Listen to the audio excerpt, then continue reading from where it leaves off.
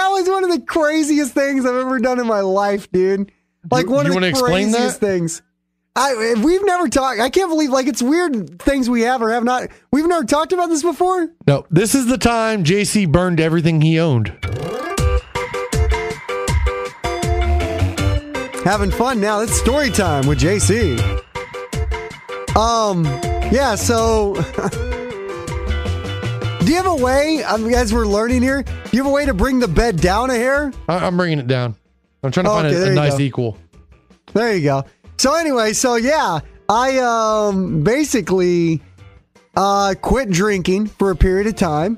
Not only did I quit drinking, I went really super God. And I was like, I'm going to quit drinking and I'm going to quit all the nonsense. I'm going to just be a good person. I went straight edge, I think is what they call it in the punk rock world. And so I took all the things that I thought were offensive in my life. Not only I quit drinking, but I took the foul, like any R-rated movie I had and any explicit lyric CD that I had, and I put them in a giant pile in the front yard. Yes. And I just lit it on like a giant bonfire. While reading the Dalai Lama, the Quran, and wearing a yarmulke. Yeah, dude. People don't realize philosophy class fucked me up to such a degree that I really did leave. I quit college because of it. So somebody like your professor in philosophy mentioned there's all these other things, and you said, well, I'll take that to mean fuck college. I'm out ski. No, what would happen is it was the only class I liked, right? Out of all my classes. That bed ended already. Well, it's all right. It's the only class I liked was the philosophy class, and I would go to it every day, and I'd talk to my professor for a very long time, and then I would skip all my other classes, and I'd sit in my truck, and I would read the Tao and the Torah and the Quran. I would read all the religious books, all the philosophies, Machiavelli's The Prince. I read all this stuff, man. Or Nietzsche. I never learned much about Nietzsche really, but I would sit in my car and I'd read all this philosophy, and I would start thinking about parallelism.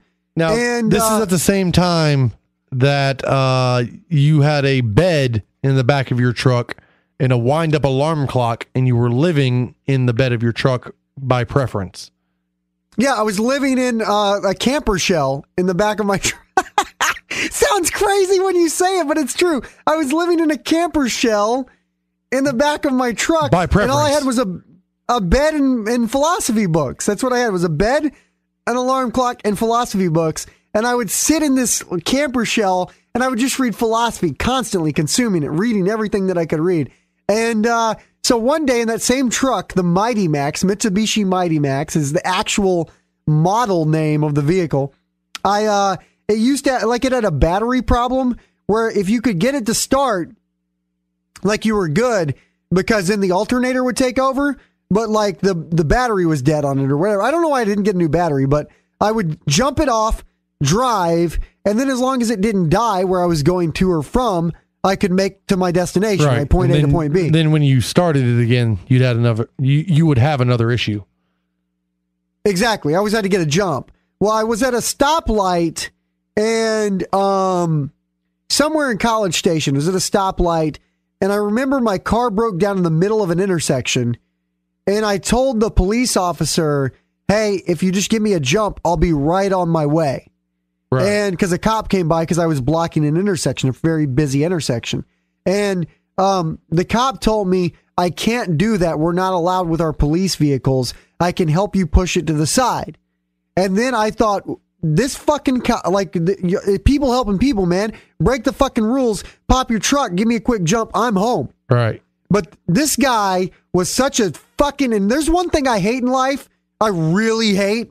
It's a fucking titty baby rule follower. You've got to always color inside the lines. You've got to always do the fucking right thing. Well, fuck that shit. Oh, here, I just loaded a new sound because I forgot to do it earlier. Oh, what'd you load? Can you hear that? Oh, is that the tinfoil hat? That's me putting on my tinfoil hat, yes. Well, this doesn't involve a tinfoil hat. I don't think this makes me a crazy. I don't know. We mentioned it or something. It made me think of it, so I loaded it real fast because I didn't have it on the board yet. Well, maybe it does. No, it's great. Maybe it does make me a crazy person, but it was just like I hate fucking rule. Like, you remember the kid in class where there would be 20, like say you have a class of 30 students, 29 of them all agree when the teacher leaves the room, hey, let's pass the papers around real quick and fucking write the answers down, you know?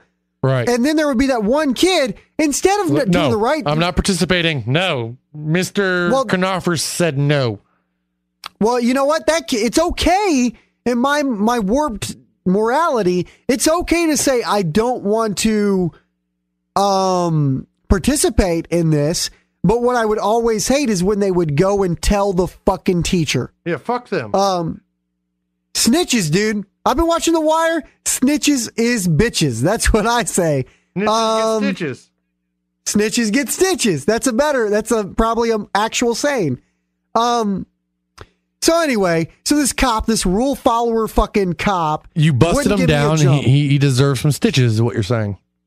I didn't do anything. I had him push me to the side of the road. It is what it is. But then what I did, as soon as he pushed me to the side of my road, I was almost in tears because I was so angry. I was almost in tears of anger. And I thought to myself, that one moment to me exemplified all of humanity, all of personhood, all of the rat race, all of the things that are meaningless that we give meaning to, like college and jobs, money and careers, money, all that shit. And I said that was the perfect example of just an act of meaningless, not caring for another human being, not doing the right thing because it's the right thing, just following the stupid rules because that's what your uniform tells you to do. And so that day,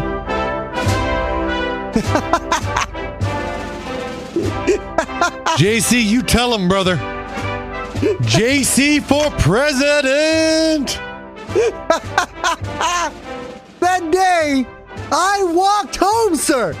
I walked home and I said, I will never, ever, ever go back to that. I walked 30 miles to my house from that intersection, left my car behind, said, I don't care about the car anymore. Done with it. I don't even know if I ever drove it again. And said, I don't care about school anymore. The done truck? with it. I don't care about. You did give up on the truck very, very fast. I remember you had the Datsun, the Camel, as we called it. Yeah. Then you had the Nissan that was the Cookie Monster because we recovered the roof with like shag carpet. Yep. But in between those two cars, I think the truck existed for like a month or two. Yeah, it wasn't around for long. That's when I quit school. I walked away. I left that truck behind. I left college behind. And I said, I'm done with this life. And that's when I bought a prayer mat and I bought some incense and a peace pipe. You bought a prayer mat and a freaky weird whistle from the Renaissance Festival. And then you went out into the woods and started acting like you knew something. And then a short period later, bring the story full circle, is when you decided to burn everything. And I salvaged a handful of movies, the prayer mat, and the weird whistle. I still have it in my closet.